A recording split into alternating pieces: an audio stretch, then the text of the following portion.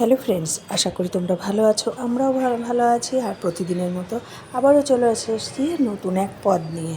আর আজকে যেটা বানাবো আলু পটলের রসা। তার জন্য আলু আর পটল কেটে নিয়েছি।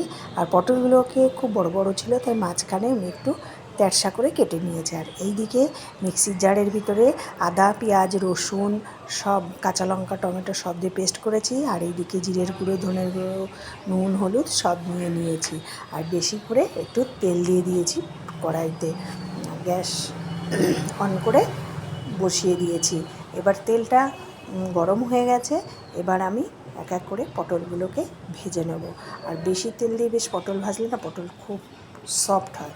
আর এইদিকে দেখো আমি ভেজে নিয়েছি, আলু আর পটল ভাজা হয়ে গেছে। এবার ওই তেলে আমি দিয়ে দিলাম এলাচ, লবঙ্গ, দারচিনি, তেজপাতা দিয়ে তারপরে যেই একটু ভাজা ভাজা হয়ে যাবে, এবার যেটা আমি পেস্ট করে রেখেছি মশলাটা, সেই মশলাটা আমি দিয়ে দিলাম। দিয়ে এবার ভালো করে বেশ কষাতে হবে।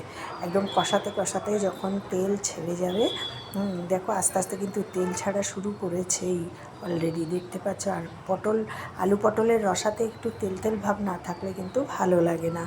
এবার আমি একটু দিয়ে দিলাম টমেটো সস, তাহলে কালারফুল আসার জন্য আমি টমেটো সসটা দিলাম।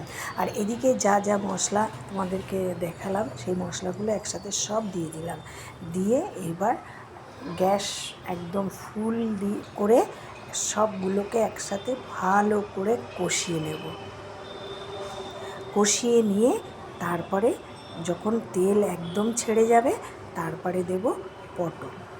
আর দেখো মশলা কিন্তু কষে এসছে, এর ভিতরেই ভেজে রাখা আলু পটল দিয়ে এবার ঢাকা দিয়ে বেশ সুন্দর করে কষাবো। কষানোর চোটে একদম নরম হয়ে যাবে। আর জানো তো আলু পটলের রসাতে বেশি কিন্তু জল দেয় না, জল দিলে পানসা হয়ে যায়। দেখো একদম মাখা মাখা বেশ হয়ে গেছে। এবার ঢাকা দেবো 10 থেকে 15 মিনিট পরে। তারপরে আবার দেখব যে কেমন। দেখো ঢাকা সরিয়ে দেখি একদম মজে গেছে।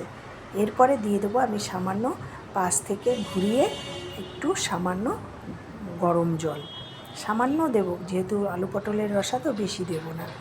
আর এইদিকে ভালো করে বেশ নাড়াচাড়া করে নিয়ে আবারও গ্যাস সিম করে রেখে দেবো 10 থেকে 15 মিনিট। তারপরে নামানোর আগে ঘি, গরম মশলা দিয়ে নামিয়ে নিলেই রেডি আলু পটলের রসা। তোমরা কি এইভাবে কোনো সময় রসা খেয়েছো? যদি না খেয়ে থাকো রেসিপিটা করে নাও, করে নিয়ে তারপরে ভালো লাগলে আমাকে একটা লাইক, কমেন্ট ও শেয়ার করে দিও। আর দেখো এইদিকে তোমাদের সাথে কথা বলতে বলতে আমার আলু পটলের রসা রেডি হয়ে গেছে।